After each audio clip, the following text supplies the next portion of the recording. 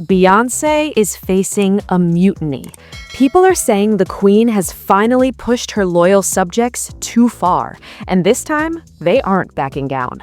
The internet is absolutely spinning because Parkwood is reportedly declaring war on the very fans that built her empire.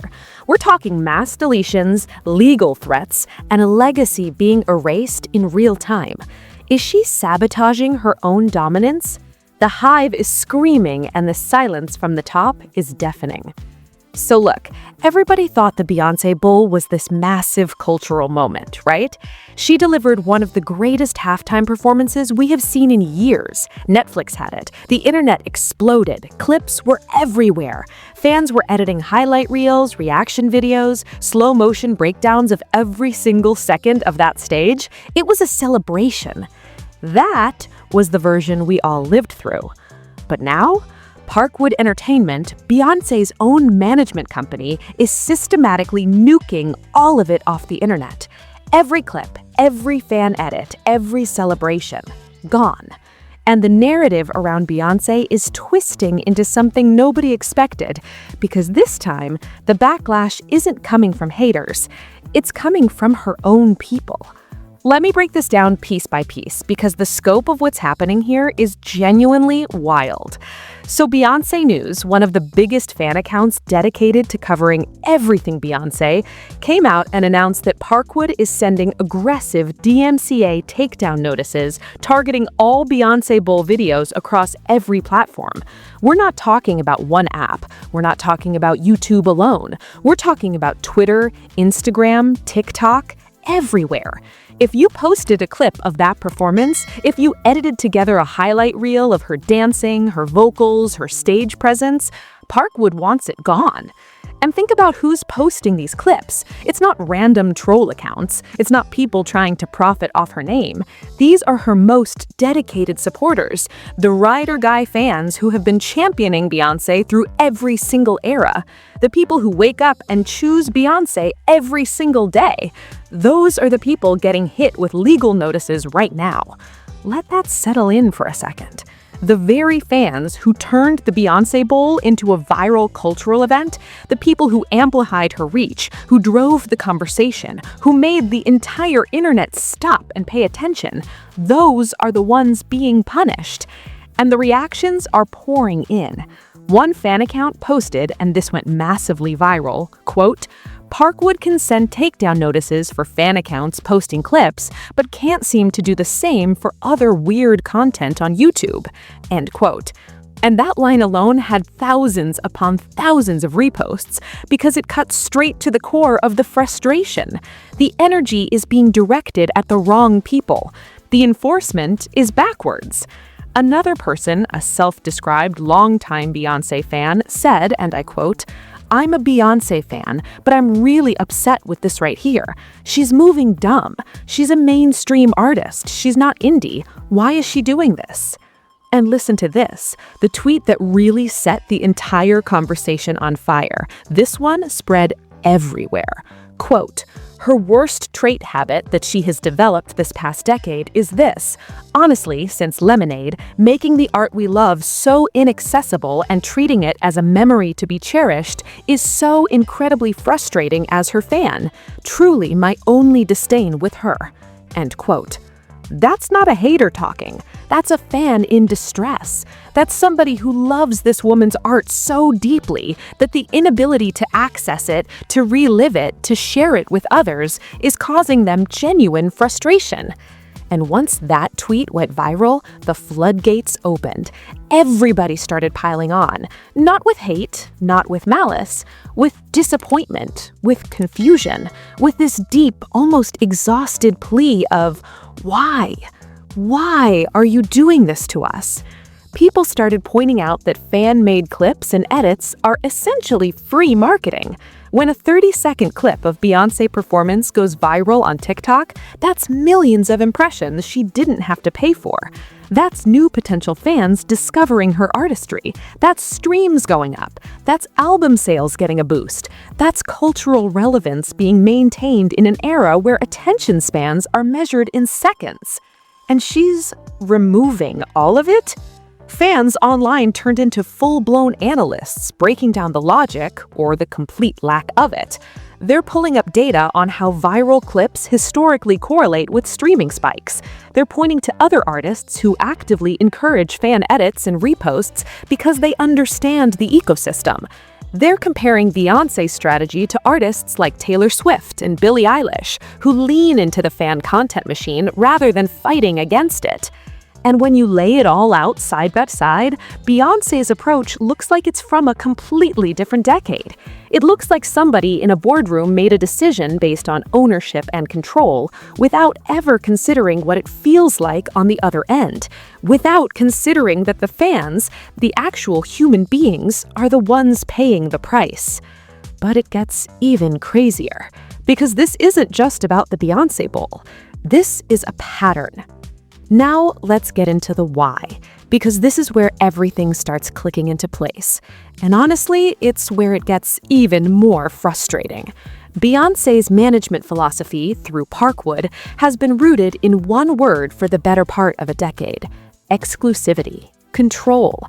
The idea that if you limit access to the art, you elevate it, you make it sacred, you make every release feel like an event, you make people treat it like a privilege rather than a product. And on paper, that sounds brilliant. It sounds like the kind of strategy a genius would deploy. But in practice, in the real world where real fans live, it's been slowly eroding the very foundation that made Beyoncé untouchable in the first place. Let me take you back. Lemonade drops in 2016. Iconic album, generation-defining, visually stunning, musically adventurous, culturally seismic. But what did Parkwood do? They locked it behind Tidal exclusively. Remember that? For months, if you didn't have a Tidal subscription, you couldn't stream the album. And what happened? Somebody pulled up the data recently and pointed out that Lemonade was originally tracking in the top 3 of the highest-selling albums of 2016. Top 3! But because her team delayed releasing it on major streaming platforms like Spotify and Apple Music, by the time it became widely available, it had already been outstreamed by Rihanna's Anti and Ariana Grande. Both of those albums were below Lemonade. Both of them. And they overtook her. Not because the music was better, not because the cultural impact was stronger, simply because the music was accessible and Beyoncé's wasn't. Think about that. You have arguably the most talented woman in music losing a streaming race she was winning because her team pulled the car over and parked it on the side of the road while everybody else kept driving. That kind of self-inflicted wound hits different when you realize it keeps happening. Fast forward, Renaissance drops, beautiful album, critically acclaimed, fans are in love. And then word starts spreading that Beyoncé had filmed an entire catalog of music videos, an entire visual companion. People were hyped, the anticipation was building. And then, nothing. None of it got released. The visuals never came. And what did the messaging become? You are the music videos. You are the visuals. People were livid, and rightfully so. What do you mean, I'm the visual? That doesn't even make sense. Fans don't want to be told they are the content. They want to see the artist they love in the content. They want the videos. They want the visuals. They want the full experience that they've paid for, emotionally and financially. That messaging came across as dismissive. It came across as tone-deaf, and it pushed a narrative that Beyoncé and her team are increasingly disconnected from what their audience actually wants. Then Cowboy Carter comes along, another brilliant album, country-infused, genre-bending, history-making. She wins Album of the Year at the Grammys. And yet, ask yourself honestly, did Cowboy Carter have the cultural streaming impact it should have had? Did it dominate TikTok the way it could have? Did singles from that album become the kind of inescapable anthems that define a year? The answer is no. And the reason is the same pattern repeating itself. Limited visual content, controlled releases, restricted fan engagement, takedowns of organic promotion. The same strategy that has been quietly bleeding her numbers for years now. And here's where it gets really concerning. Beyoncé has had several massive world tours over the past decade. The Renaissance World Tour was reportedly one of the highest-grossing tours in history. The cultural impact was undeniable. And yet, none of these tours are available to stream anywhere. None of them. The only concert film widely accessible is the Beyoncé Experience, which is from years and years ago, a completely different era. Meanwhile, Taylor Swift releases concert films, Billie Eilish releases concert films. Everybody is putting their live performances out there because they understand that in the streaming age, visibility is everything. If you're not on the platform, you don't exist. And for someone of Beyoncé's caliber, someone who is arguably the greatest performer alive, to have virtually zero concert content available for streaming is a strategic failure that's almost hard to comprehend. Her fans bring this up constantly. They're not just complaining for the sake of it. They're providing a detailed business case for why this approach is costing her. They're pointing at the numbers, they're showing the data, they're comparing her streaming trajectory to her peers and saying, look, something is wrong here. The music isn't the problem, the talent isn't the problem, the access is the problem. And nobody at Parkwood seems to be listening. But wait, because there's another layer to this that people aren't talking about enough. But here's the part that really hits different. The real victims here aren't the label executives or the streaming services. It's the fans, the day one supporters who have been riding with her since Destiny's Child. We are living in a horrific cost of living crisis. Let's be real about the economy right now. People are struggling. Rent is up, groceries are up, existence is expensive. Not everyone has $500, $1,000, or $3,000 to drop on a stadium ticket. For millions of people, YouTube is the concert. Social media clips are the experience. When you strip that away, when you make the content inaccessible, you are telling those fans that they don't matter because they couldn't pay the entry fee. That is messed up, truly. Someone commented, I love Beyoncé, but this gatekeeping is irritating. Maybe I should gatekeep my money. That is the sound of a heartbreaking. That is a fan who wants to participate in the culture, but is being locked out. They depend on these specific social media apps where they don't have to pay extra to watch the content. They just want to celebrate her. They want to retweet a clip and say, look at my queen, and Parkwood is slapping that hand away. It's cruel. It's treating art like a luxury handbag that only a few people get to carry, instead of music that is supposed to heal the world. Stripping all of that down is weird. Making it so you can only see it if you were in the room, that creates a class divide in the fan base. And right now, the have-nots are tired of being treated like thieves just for wanting to watch a performance. And we haven't even touched on the biggest ghost in the room, the visuals. Or should I say, the lack of them? Remember Renaissance? Remember the hype? She filmed a catalog of videos. We know she did. We saw the leaks, we saw the teasers, and then silence. Radio silence. Everything last minute, scrapped or hidden. And then the slap in the face. On the tour, Beyoncé and her team basically told the fans, you are the visuals. Don't miss me with that BS, respectfully. That really pissed me off. What do you mean I'm the visual? I didn't pay to see me. I see me in the mirror every morning for free. I want to see you. We want the production, we want the fashion, we want the storytelling. The music videos help us enjoy the songs more. They give the music context. Saying the tour is the visual is a cop-out. The tour is separate. Not everyone can go to the tour. I don't understand this stripping down. I don't understand this obsession with inaccessibility to make her seem mysterious. Nobody is buying into that package anymore. The mysterious diva era is over. We are in the era of connection. We are in the era of get ready with me. While other artists are opening the doors, Beyoncé seems to be bolting them shut. And it has upset a lot of fans. This critique is quite mass now. It's not just a few haters in a basement. It's all over the timeline. People are confused. Why film it if we can't see it? Why create it if it's going to sit on a hard drive? It feels like hoarding. It feels like she's creating art for an audience of one, herself. And while that's her right as an artist, don't be surprised when the fans stop waiting by the door. Now, this whole situation gets even crazier when you look at the business moves outside the music. It's not just the streams, it's the brand.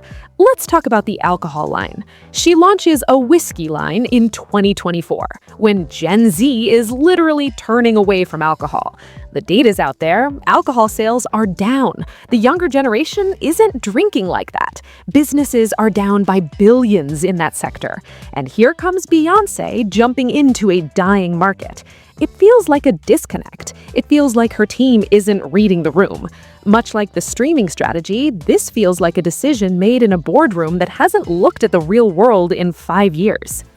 Gatekeeping the music, hiding the visuals, launching products that don't align with the current culture. Put all that together, it looks like a series of poor decisions made continuously by her and her team, and I simply don't understand why. Is it hubris? Is it bad dice? And let's circle back to the Beyoncé Bowl takedowns because this connects.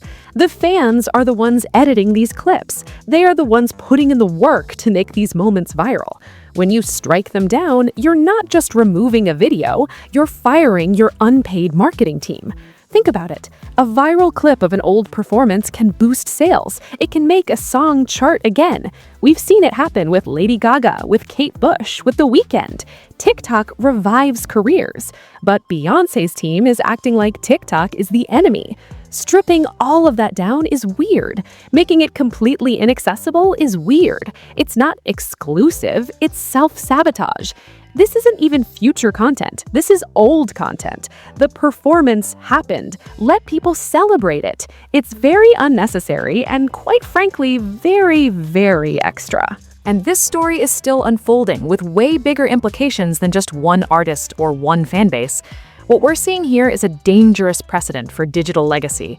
If the artist decides to erase the history, does the history exist? We are watching the intentional deletion of cultural moments. Since I saw that Beyoncé Bowl on Netflix, I haven't seen it anywhere else. It's gone. It has become, as that tweet said, a memory.